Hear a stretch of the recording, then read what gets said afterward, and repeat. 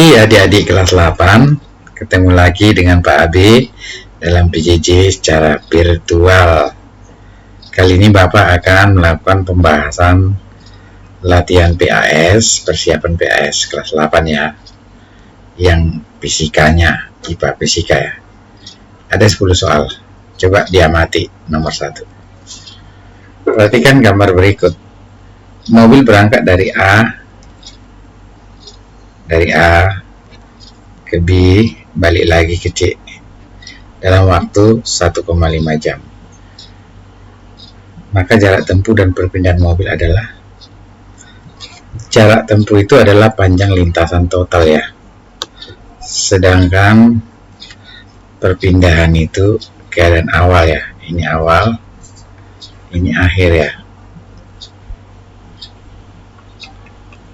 Berarti kalau kita tentukan berapa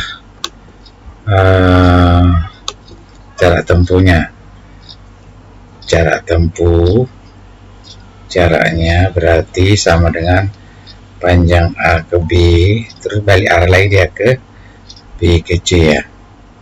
Berarti berapa A ke B? 50 km tambah 30 km, berarti jarak tempuhnya 80 km. Nah, perpindahan itu jarak dari awal ke akhir, berarti A ke C ya. Berarti A ke C itu 50 kurang 30, berarti 20 km. Seperti itu nomor 1 ya. Nomor 2, perhatikan gambar berikut. Seseorang berangkat dari rumah ke sekolah naik sepeda dengan kecepatan tetap dalam waktu 200 detik. Kecepatan sepeda, kecepatan itu sangat berkaitan dengan perpindahan. Dia dari sini ya asalnya, akhirnya ke sekolah ini. Berarti inilah jaraknya nih.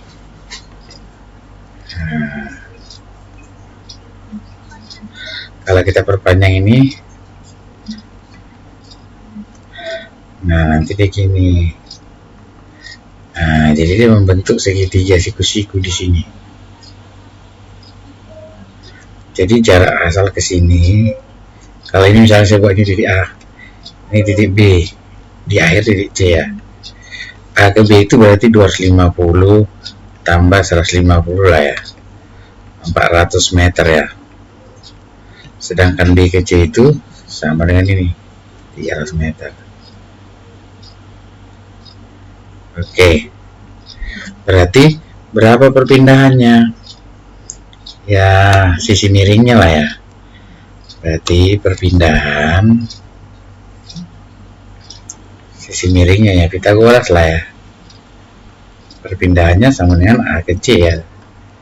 Berarti akar A ke B kuadrat tambah B ke C ya. Berarti sama dengan berapa ya? A ke B berapa? 400 tambah 300 kuadrat. Maka perpindahannya itu nanti 500 meter ya. Nah, kalau gitu berarti kecepatannya berkaitan dengan perpindahan, yaitu perpindahan dibagi waktu per waktu ya. Nah, berapa perpindahannya tadi? 500 meter ya. Waktunya 200. Berarti coret ini 5 per 2, 2,5 meter per sekon. Inilah kecepatan orang tersebut. Oke, kita lanjut nomor 3. Perhatikan gambar berikut. Jika kecepatan mobil A dan B tetap, maka mobil A dapat menyusul mobil B setelah menempuh jarak. Mobil A boleh nggak menyusul mobil B? Boleh dong. Mobil A kecepatannya 25 meter per sekon, mobil B 20 bisa ya. Maka nanti ini kan bisa kita buat gini. Ini kecepatan mobil A, VA. Ini kecepatan mobil B. Nah, tapi kan di depannya mobil B ya, perbedaan jaraknya 800 meter. Berarti kapan dia menyusul, pada jarak berapa? Kita anggap di sini dia menyusul ya. Sini.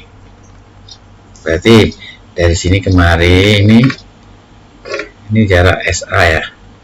Dari sini kemari jarak SB. SA itu ya berarti kecepatan A dikali waktunya kapan dia menyusul, T. Berarti kita cari dulu T-nya nih ya. Nah,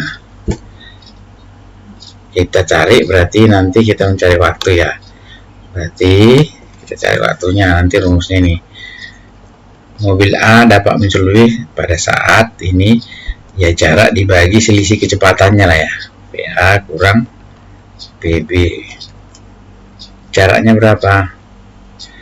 800 meter ya. Berarti 25 dikurang 20 ya. Berarti 800 dibagi 5. T-nya 160 detik. Nah, maka pada jarak berapa mobil A menyusul mobil B? Kan sudah ada ini. Waktunya itu 160 detik sejak A dan B berangkat, maka dia dapat menyusul. Berarti jaraknya mobil A ke pertemuannya itu berarti kecepatan A dikali T ya. Kecepatan A berapa? 25 kali 160 ya. Berarti berapa ini ya? 25 kali 16 berapa yo? 33, 12, 15, 5, 2, 0, 10, 400 ya. Tambah 1, 4000 meter lah jaraknya. Oke, gampang ya. Nomor 4. Perhatikan grafik berikut. Dari grafik tersebut percepatan benda dari 0 sampai 20 detik. Dari 0 sampai 20 detik berarti iya. Kan ini kan PT kurang VO ya. Per T. T-nya kan 20 detik. VO-nya itu saat dia masih di titik 0 ini ya. PT-nya kalau 20 15 dong. 15 detik ya. Berarti ini percepatannya udah dapat ya. 15 kurang 0 per 20 ya. Berarti 15 per 20 sama-sama bagi 5, 3 per 5, 3 ini ya. Bagi 5, 4. 3 per 4 meter per sekon kuadrat atau 0,75 ya. Nah, nanti ada seperti ini soalnya. Kita lanjut nomor 5. Perhatikan gambar berikut, resultan gaya dan arahnya. Nah, gaya yang ke kanan ada 2, F1, F2. Gaya yang ke kiri, F3. Kayaknya gaya F1 dan F2 itu lebih besar daripada F3 ya. Maka resultannya gini. Resultan berarti F1 ditambah F2 ini dikurangi F3 ya. Berarti 12 tambah 10 dikurang 4 ya. Berarti 22 kurang 4, 18 Newton. Kemana arahnya ini? Ya sesuai dengan arah F1 F2 ya. Ke kanan ya. Oke, seperti itu nomor 5. Nomor 6. Sebuah balok bermassa 4 kg diberi gaya F, bergerak dengan percepatan 0,6 meter per sekon. Seperti gambar. Jika balok tersebut kemudian ditumpuk dengan balok lain bermassa 2 kg dan diberi gaya yang sama, maka percepatannya. Nah, misalnya kalau saat massanya M1 4 kilo, berarti percepatannya A1 berapa? 0,6 ya. Nah, saat massa M2 ditumpuk berarti massanya jadi bertambah dong. Berarti jadi berapa nih? 6 kilo ya. Berapa percepatan A2-nya? Nah, itu. Ini dua-duanya diberi gaya yang sama F. Nah, dari hukum Boole itu kan F sama dengan A sama dengan F per M ya. Ini sama, berarti A dengan M berbanding terbalik. Berarti kan yang tanya A2 berarti A2. Ini M2 di bawahnya nih kan. Ini M1 dikalikanlah A1. M1-nya berapa? 4. M2-nya 6. 0,6 ya. 0,6 bagi 6 0,1 ya, kali 4 berarti A2 0,4 meter per sekon kuadrat. Gampang ya. Jadi nanti rumusnya ini, rumus perbandingannya. Kita lanjut nomor 7. Perhatikan tabel berikut. Dari tabel tersebut benda yang melakukan GLB. GLB berarti kan kita cari kecepatannya. Kecepatannya harus tetap ya. Ini tinggal S per T. Coba kita tes dulu benda Q. Benda Q berarti kecepatannya berapa? Jaraknya 5 dibagi waktu 5 per 1. Berapa lagi? 10 per 2. Berapa lagi? 15 per 3 ya. 15 per 3. Berapa lagi? 20 per 4. Ini semua kecepatannya 5. Berarti tetap ya. Berarti tetap benda Q ya. Coba kita tes benda S.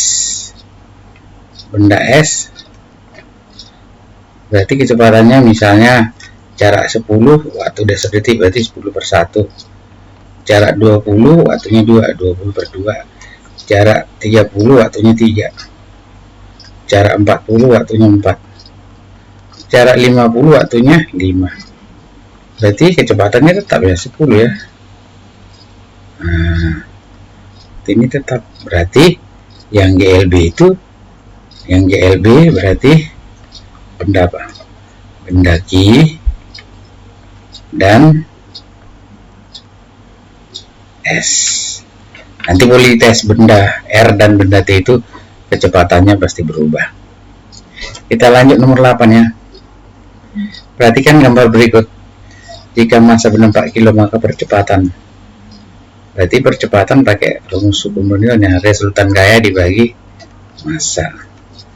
Kayaknya bendanya bergerak kemana nih? Yang ke kiri 6 dan 3, yang ke kanan 7, berarti ke kiri nanti ya. Berarti resultan gayanya 6 ditambah 3 dikurangi 7 ya, dibagi masanya 4. 9 dikurang 7 dibagi 4. 9 kurang 7 2 ya, 2/4. Setengah ya, atau 0,5 meter per sekon kuadrat. Gampang ya. Nomor 9. Jika berat benda di bumi 70 Newton, berat di bumi W1. Berat benda tersebut di bulan dengan gravitasi bulan itu G2 1/6 kali G1. G1 gravitasi bumi. Berapa berat benda di bulan? Ya, ini nanti rumusnya W2 perbandingan gravitasinya lah ya. G2 banding G1 kali W1.